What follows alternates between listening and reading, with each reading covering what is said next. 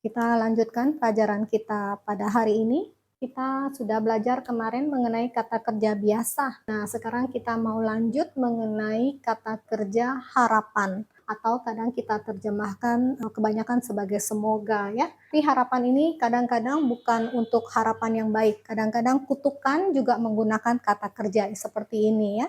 Jadi kita kembali lagi pada saat menerjemahkan, kembali lagi harus mengacu kepada kalimat sebelumnya atau paragraf sebelumnya untuk dapat menerjemahkan dengan baik ya. Di sini ada lagi rumusnya yang kita belajar. Kalau kemarin akhiran yang kita belajar adalah ti, enti, sita, mima. Nah, sekarang yang kita belajaran adalah akhirannya adalah tu, entu, ada yang gak ada akhirannya, kemudian hi sama tha, kemudian ada mi dan ma ya. Di sini yang kita mau garis bawahi bahwa untuk yang ini 3 ya, itu sama.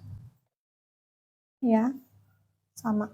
Nah, dari dalam hal ini nanti kalau kita menemukan berakhiran ta atau mi atau ma di dalam kalimat, menerjemahkannya sebagai kebiasaan atau sebagai harapan itu kita tetap harus mengacu kepada kalimat sebelumnya ataupun paragraf sebelumnya ya. Dalam hal ini kita pakai lagi, kemarin kita belajar adalah subjeknya ahang, maka untuk harapan harus berakhirannya juga sama. Mi ya, tetap gacami ya, karena rumus di sini adalah mi. Jadi budang sarana gacami itu kita bisa juga terjemahkan, kalau kemarin kan budang sarana gacami kita terjemahkan adalah saya pergi ke Buddha sebagai perlindungan ya. Tapi bisa juga kalau seandainya kalimat atau paragraf sebelumnya itu mengacu supaya kita memotivasi diri kita sendiri agar kita pergi berlindung kepada Buddha, katakanlah saat itu kita belum menjadi umat Buddha yang penuh ya, kita harus menyemangati diri kita sendiri, itu kita bisa terjemahkan adalah budang saranangga cami, itu kita terjemahkan adalah semoga saya pergi ke Buddha sebagai perlindungan. Jadi harapan kita mau pergi ke Buddha sebagai perlindungan. Nah, kita juga harus belajar pelan-pelan sebagai umat Buddha bahwa pergi ke Buddha sebagai perlindungan adalah sebagai apa? Bukan hanya meminta-minta ya, tapi kita mencontoh kualitas yang ada di dalam Buddha ya. Dalam hal ini setidak-tidaknya bisa dirumuskan ada 9 kualitas dari Buddha ya. Nanti pada kesempatan lain kita akan belajar mengenai kualitas Buddha ya. Hari ini kita kembali lagi mempelajari mengenai kata kerja harapan. Begitu juga dengan gacama. Ya, pasangannya adalah mayang. Ini juga bisa diterjemahkan semoga kami pergi ke Buddha sebagai perlindungan ya. Di sini bentuknya sama, akhiran mi, ma, tapi penerjemahannya setidak-tidaknya sudah bisa ada 2 bentuk penerjemahan. Berbeda dengan yang gacasi, tuang.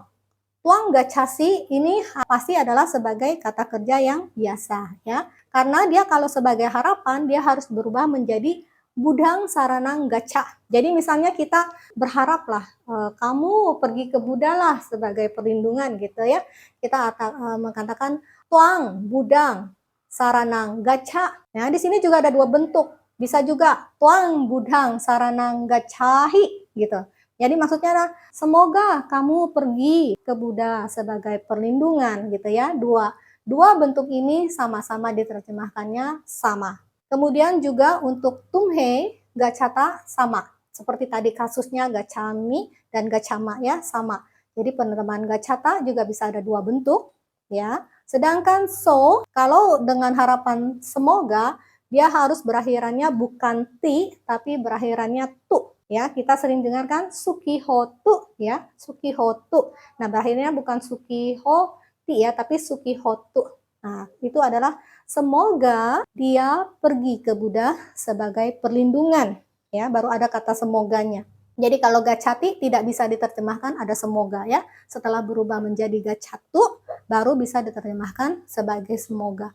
Begitu juga dengan T. T harus dirubah bukan enti tapi entu ya, supaya bisa diterjemahkan semoga mereka pergi ke Buddha sebagai perlindungan.